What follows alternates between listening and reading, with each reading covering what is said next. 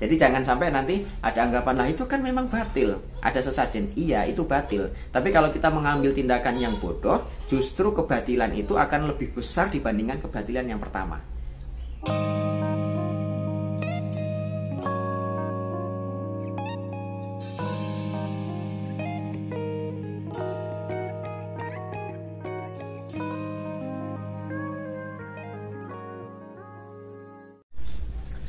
Bismillahirrahmanirrahim. Assalamualaikum warahmatullahi wabarakatuh. Alhamdulillahirabbil alamin, hamdan wa syukranillah. Teman-teman sekalian yang dirahmati Allah Subhanahu wa taala, masih dengan saya Ahmad Hilmi di channel Mas Hilmi Ngaji Fikih. Teman-teman yang berbahagia, pada video kali ini kita akan membahas terkait video viral yang beberapa waktu lalu terjadi di daerah Semeru, atau tepatnya pada daerah-daerah yang terdampak letusan Gunung Semeru kemarin. Di sana ada beberapa sesajen atau persembahan pada keyakinan agama tertentu yang kemudian dirusak atau dihinakan atau ditendang oleh seorang pemuda muslim.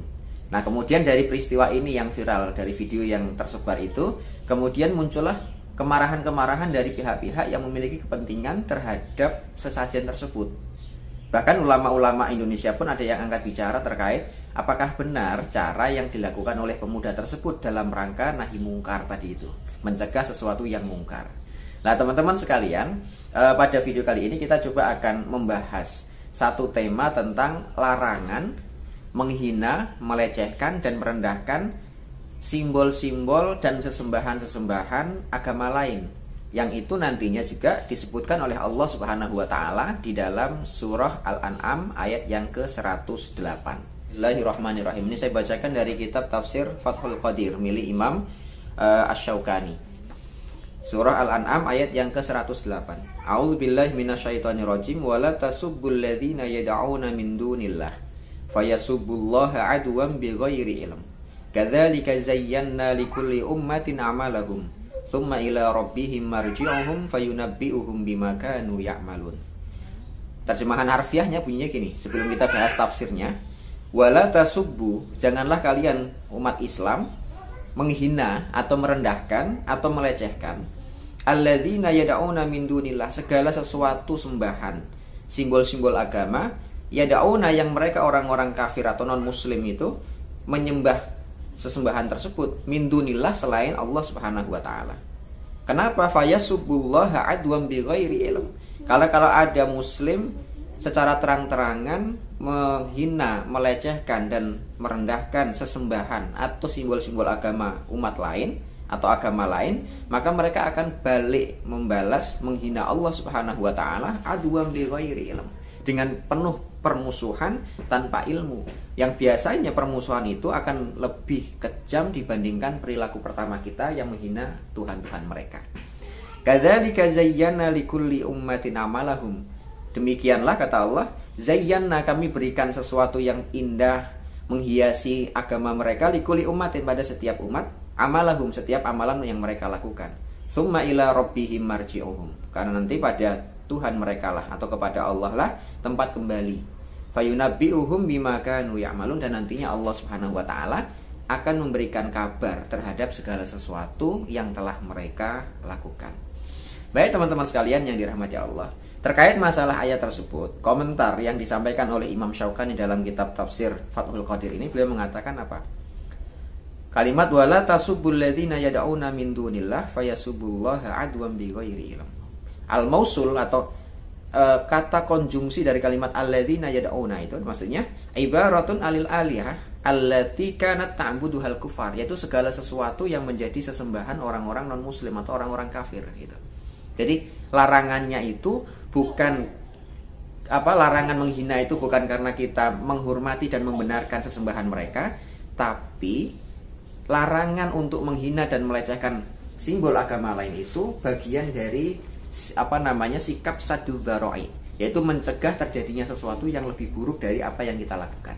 Jadi kalau mamanya nih, kita melakukan penghinaan terhadap simbol agama lain dengan penghinaan level 5 umpamanya, maka yang dikhawatirkan agama lain yang sedang kita hina simbol agamanya akan berbalik menghina agama kita, menghina Allah Subhanahu wa taala, menghina simbol-simbol agama kita dengan level 10. 2 kali lipat dari apa yang pernah kita lakukan.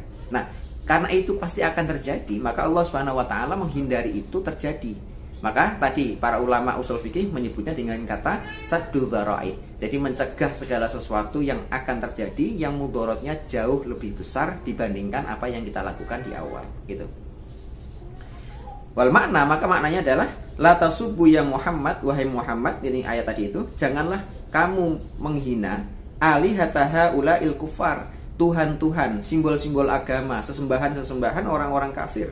Allati yad'unaha min dunillah, yang mereka sembah selain kepada Allah Subhanahu wa taala. Gitu. Fa yatasabbab an dzalika sabbuhum lillahi adwanan wa tajawuzan anil haqqi wa jahlan minhum. Yang dikhawatirkan nanti itu kalau kita menghina agama lain, mereka akan balik menghina dengan penghinaan yang lebih kejam, dengan penghinaan yang lebih buruk daripada apa yang kita lakukan, gitu. Jadi teman-teman sekalian, larangan menghina itu bukan berarti kita membenarkan perilaku mereka. Nah, kalau kita lihat teman-teman, dari video yang viral itu, pemuda muslim yang ada di dalam video itu melempar, menendang gitu, dengan sambil bertakbir. Tentu di situ ada semacam unsur-unsur penghinaan, unsur-unsur pelecehan terhadap sesajen yang ada di daerah yang sedang dilempari tadi itu. Nah, yang seperti itu dalam agama kita jujur dilarang gitu. Maka Imam Syaukani menambahkan wa fi hadhil ayah, dalam ayat yang barusan kita baca tadi, dalilun ala anna da'i ilal haq wan nahi anil batil idza khashiya an yatasabbab an dzalik ma huwa ashaddu minhu min intihaki hurum wa mukhalafati haq wa wuqu'i fi batilin ashaddu kana tarku aula bihi. Jadi kalau ayat ini menjelaskan bahwa siapapun yang punya kepentingan dakwah, siapapun punya kepentingan mencegah kemungkaran, siapapun punya kepentingan untuk mengajak orang lain dalam kebaikan, sebagaimana anak muda tadi ini, tapi kalau dengan cara dia lakukan justru akan menimbulkan gejolak yang tidak baik, akan menimbulkan keadaan yang justru lebih buruk dari keadaan yang sekarang, maka kata Imam Syaukani, kana tarku aula bihi, maka meninggalkan cara-cara seperti itu jauh lebih baik daripada dia memaksakan untuk melakukan menghina dan menendang semua sesajen-sesajen yang ada di wilayah tersebut, gitu.